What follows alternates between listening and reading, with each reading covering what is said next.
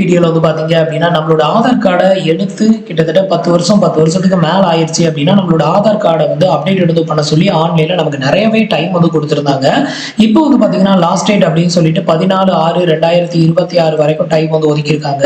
So உங்களோட Aadhaar card எடுத்து 10 வருஷம் ரீச் ஆக போகுது அப்படின்னா நீங்கள் ஆன்லைனில் உங்களோட ஆதார் கார்டை அப்டேட் வந்து பண்ணணும். இதுக்கு வந்து பார்த்தீங்க அப்படின்னா இவங்க கொடுத்துருக்க இந்த பர்டிகுலர் டைப்புக்குள்ள நீங்கள் வந்து அப்டேட் எடுத்து பண்ணீங்க அப்படின்னா எந்த ஒரு ரூபா கூட எக்ஸ்ட்ரா சார்ஜஸ் இல்லாமல் நீங்க ஆன்லைன்ல ஃப்ரீயாவே வந்து அப்டேட் எடுத்து பண்ணலாம்.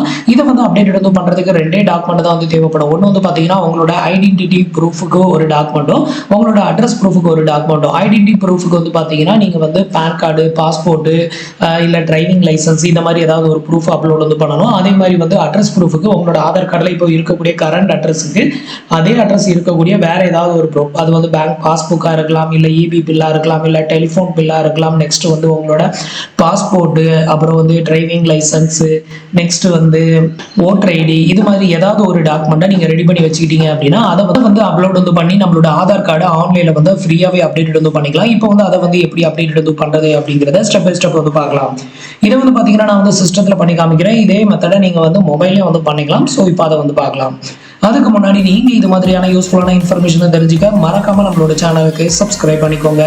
ஸோ இப்போ ஃபர்ஸ்ட் வந்து பார்த்தீங்கன்னா uidai.gov.in அப்படிங்கிற இந்த வெப்சைட்டுக்கு வந்துக்கோங்க. இந்த வெப்சைட்டுக்கு வந்தீங்க அப்படின்னா உங்களுக்கு டாக்குமெண்ட் அப்டேஷன் அப்படின்னு கொடுத்துருப்பாங்க. இந்த ஆப்ஷனை கிளிக் பண்ணீங்கன்னா அடுத்தது உங்களுக்கு இந்த மாதிரி தான் பேஜ் வந்து ஓப்பன் ஆகும்.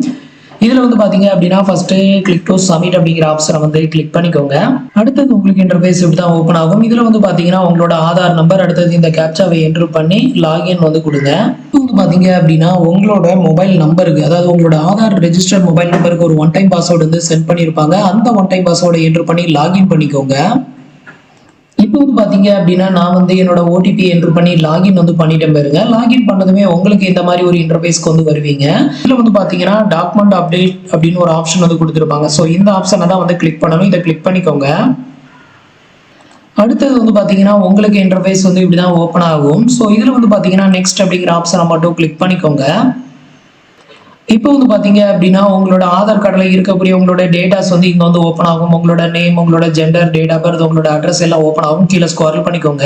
இப்போ கீழே ஸ்க்ரோல் பண்ணீங்க அப்படின்னா ஒரு டிக் பாக்ஸ் ஒன்று கொடுத்துருப்பாங்க. அதை வந்து டிக் பண்ணி விட்டுக்கோங்க. ஐ verify that's the above detail are correct அப்படின்னு இருக்குல்ல. ஸோ மேலே உள்ள டீடைல் கரெக்டாக இருக்கு அப்படிங்கிறத நம்ம கன்ஃபர்மேஷன் பண்றதுக்கு இந்த டிக் பாக்ஸை டிக் பண்ணி விட்டுட்டு கண்டினியூ கொடுத்துக்கோங்க.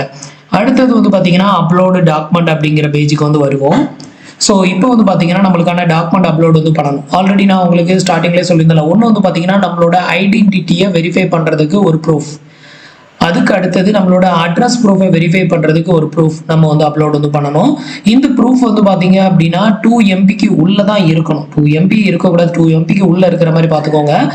நெக்ஸ்ட் நீங்கள் அப்லோட் பண்ணக்கூடிய டாக்குமெண்ட் வந்து JPEG, PNG, PDF அப்படின்னு சொல்லியிருக்காங்க. நான் இதில் வந்து JPEG வந்து அப்லோட் பண்ணி பார்த்தேன், ஆனால் அப்லோட் ஆக மாட்டேங்குது. PDFல நீங்கள் அப்லோட் வந்து பண்ணீங்க அப்படின்னா சக்ஸஸாக அப்லோட் ஆகுது. அதனால 2 MBக்கு உள்ளே இருக்கிற மாதிரி PDF ஃபைலாக நீங்கள் கன்வெர்ட் வந்து பண்ணி வச்சுக்கோங்க ஐடென்டிட்டி ப்ரூஃபை. அதுக்கு அடுத்தது வந்து பார்த்தீங்கன்னா அட்ரஸ் ப்ரூஃபுக்கும் வந்து பார்த்தீங்க அப்படின்னா சேம் தான். ஸோ இப்போ வந்து அப்லோட் வந்து பண்ணலாம். நான் ஆல்ரெடி வந்து கம்ப்ரஸ் பண்ணி வச்சிருக்கிறேன். ஸோ ஃபர்ஸ்ட் வந்து பார்த்தீங்க அப்படின்னா ஐடென்டிட்டி ப்ரூஃபை வந்து செலக்ட் பண்ணணும். நீங்கள் எந்த டாக்குமெண்ட் அப்லோட் வந்து பண்ண போறீங்களோ அந்த டாக்குமெண்ட்டை வந்து செலக்ட் பண்ணணும். இப்போ என்கிட்ட பேன் கார்டு இருக்குது.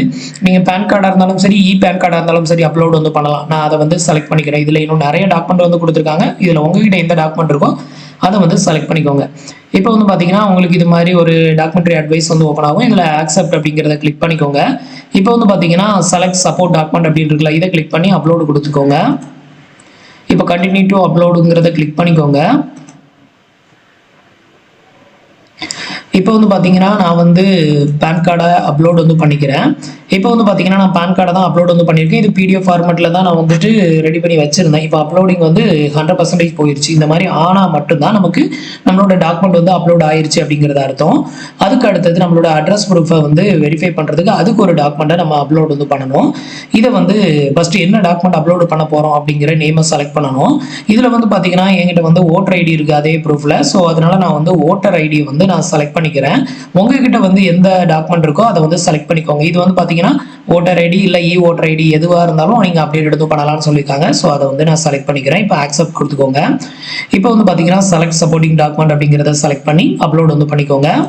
இப்போ வந்து பார்த்தீங்கன்னா நான் ஓட்டர் ஐடியா அப்லோட் வந்து பண்ணிட்டேன். இதுவும் வந்து பார்த்தீங்கன்னா நான் பிடிஎஃப் ஃபார்மெட்டில் தான் வச்சிருக்கேன். நெக்ஸ்ட் வந்து பார்த்தீங்கன்னா இந்த பிடிஎஃப் ஃபார்மெட்டில் நீங்கள் ஃபைலை சேவ் பண்ணும்போது அந்த நேம் வந்து பார்த்தீங்க அப்படின்னா இடையில எந்த ஸ்பேஸ், ஸ்பெஷல் கேரக்டர், நம்பர் அந்த மாதிரி எதுவும் இருக்கக்கூடாது. இப்போ எக்ஸாம்பிளுக்கு உங்களுக்கு அதையும் காமிக்கிறேன். அந்த மாதிரி இருந்ததுன்னா உங்களுக்கு அப்லோட் ஆகாது. இப்போ வந்து பார்த்தீங்கன்னா இதில் சிவா ஓட்டர் அப்படின்னு சொல்லி நான் இதில் வந்து என்டர் பண்ணியிருக்கேன். இந்த இடத்துல வந்து பார்த்தீங்கன்னா எந்த ஸ்பேஸ், ஸ்பெஷல் கேரக்டர், நம்பர் எதுவுமே இல்லை.